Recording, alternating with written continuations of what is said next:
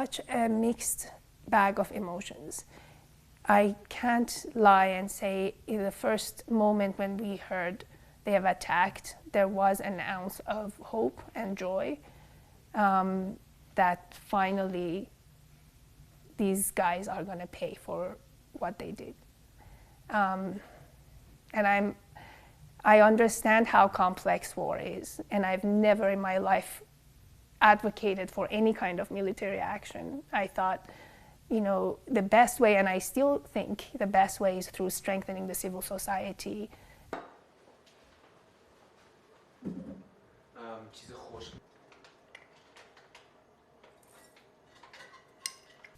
I know it's strange, but I was relieved to see at least some sort of intervention.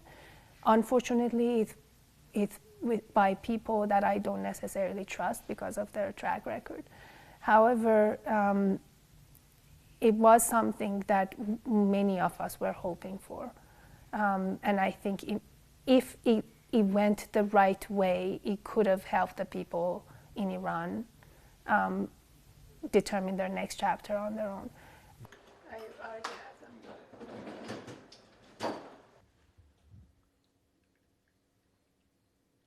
them.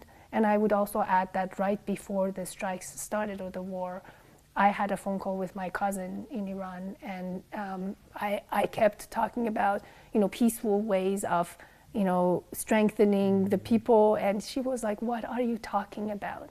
Do you even know, you know, what we're going through? I go every week to the funeral of a 12-year-old, and you're sitting there in your, you know, safe place in Boulder, Colorado, and say, oh, we need peaceful ways and we need patience.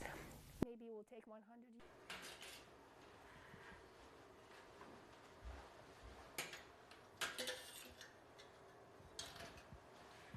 years. Instead of protecting the people, they shut down the internet again, so we cannot reach out. We don't know how anybody is doing.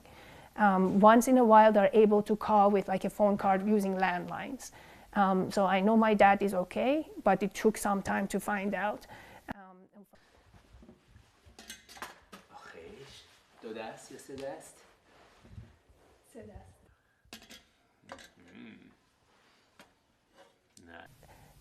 Whenever I talk to my dad when he's able to call, he's the one calming me down, and he says they feel this was the right thing, and they are more hopeful than they have ever been.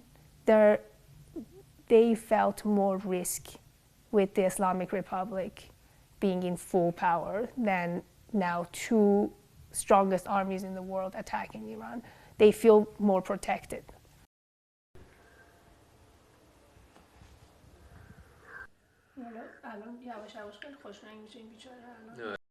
I'm very anxious about the possibility of this regime staying in power and becoming even more empowered to just refocus its aggression again on the people in Iran after claiming victory.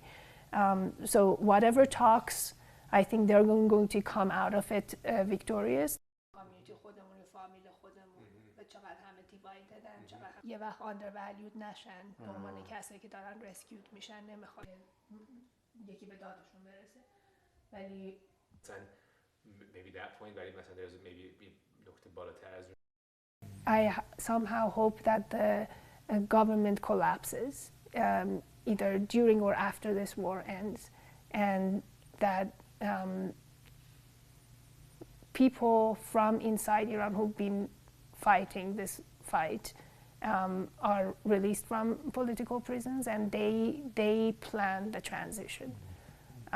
The transition that I fully trust they are fully capable of creating a peaceful secular democracy and rewriting the constitution.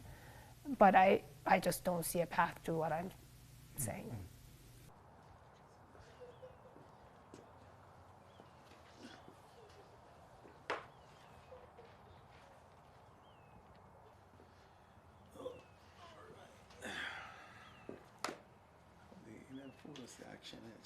What I expected, I wanted, they just go after the Revolutionary Guard, the CG people, and their units, and their leadership, especially because the CG people are the people that, you know, they are the one who's shooting at people in the street. You know what I'm saying? So we were happy about that. But now, of course, now it's getting a little bit too long.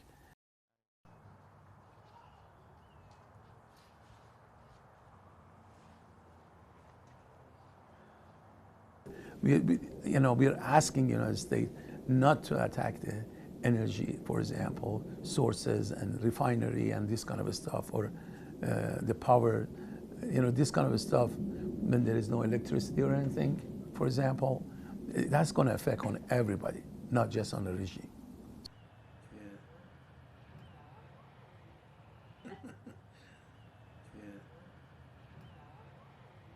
So you cannot start this and then end it without any result, any good result. The result that if they stay in power, they're going to be worse than before.